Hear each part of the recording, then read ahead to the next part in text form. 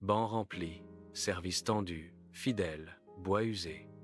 Une atmosphère de lourde anticipation imprègne l'espace sacré. Monsieur Paco, le pasteur, se tient à la chaire, une figure d'autorité spirituelle.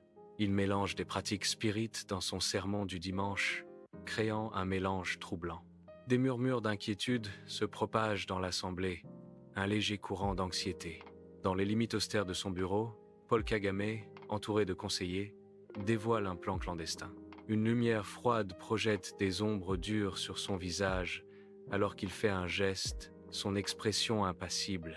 Il est crucial que nous nous concentrions sur la corruption morale et la manipulation religieuse, déclare Kagame. Le poids de ces mots pèse lourdement dans l'air, annonçant un tournant sombre. Une atmosphère de stratégie calculée remplit la pièce alors que le plan prend forme. La famille Tshisekedi arrive à son chalet, un havre de chaleur contre la fraîcheur du soir. Félix observe le chalet, ses yeux reflétant la fierté et le contentement. Denise contemple le panorama environnant, captivée par sa beauté sereine. Maman Marthe sourit, le cœur rempli de joie en voyant sa famille dans un cadre aussi paisible. Les rires résonnent tandis que la famille Tshisekedi commence à se détendre, le chalet les enveloppant dans son étreinte réconfortante. De la vapeur s'élève autour du jacuzzi, enveloppant la famille dans un nuage de chaleur et de rire. Des bavardages insouciants emplissent l'air nocturne alors qu'ils se détendent, inconscients de l'obscurité qui se rassemble à l'extérieur. L'eau bouillonnante reflète les expressions joyeuses sur leurs visages, masquant la tempête qui se prépare. Inconscients, ils se prélassent dans un faux sentiment de sécurité, leur rire résonnant dans le chalet isolé.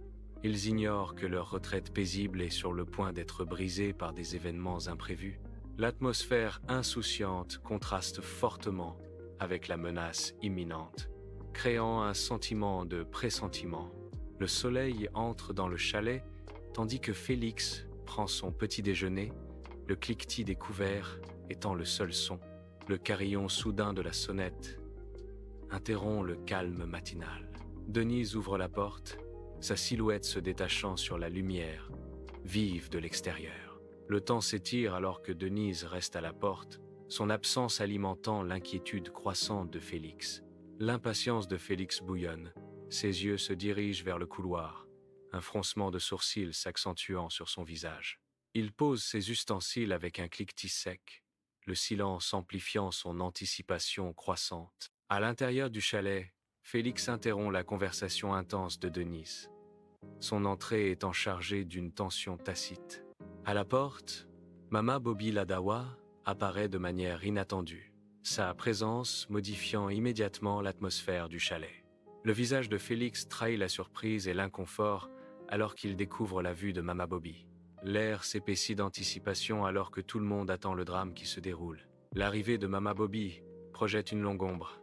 Ses intentions sont inconnues et l'avenir incertain. La lumière du soleil baigne le chalet, un contraste saisissant avec la tension qui couve entre ses murs. L'air du matin est rempli de chants d'oiseaux, une douce mélodie qui ne fait qu'aiguiser le malaise. Le chalet se dresse silencieux, une façade pittoresque cachant des secrets et des peurs inexprimées. Un sentiment de pressentiment pèse lourdement. Une tempête silencieuse se rassemble sous le ciel clair et lumineux. Chaque ombre semble s'approfondir.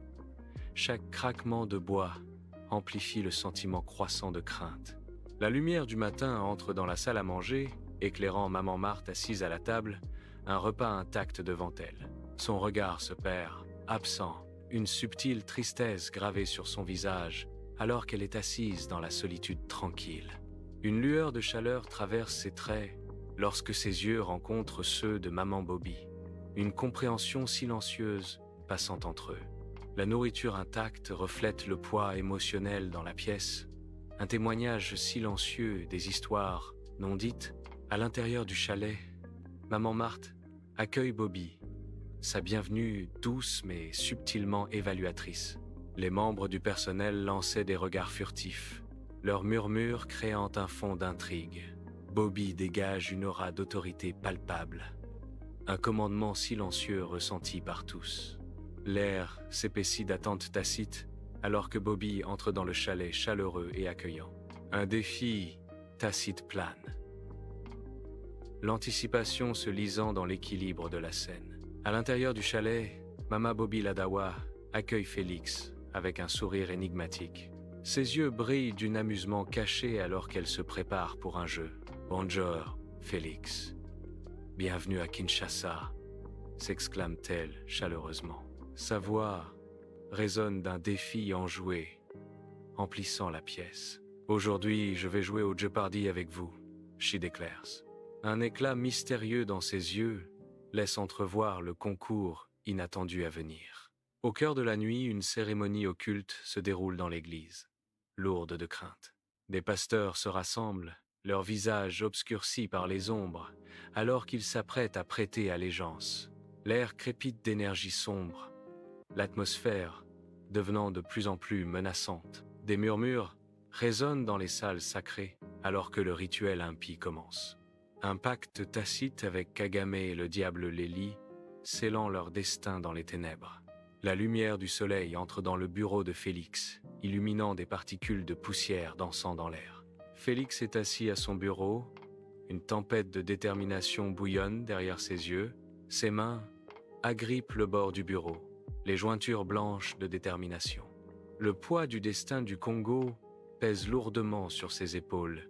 Il se lève, ses mouvements vifs et décisifs, un homme en mission. Son regard se durcit avec détermination, prêt à affronter la corruption spirituelle et politique.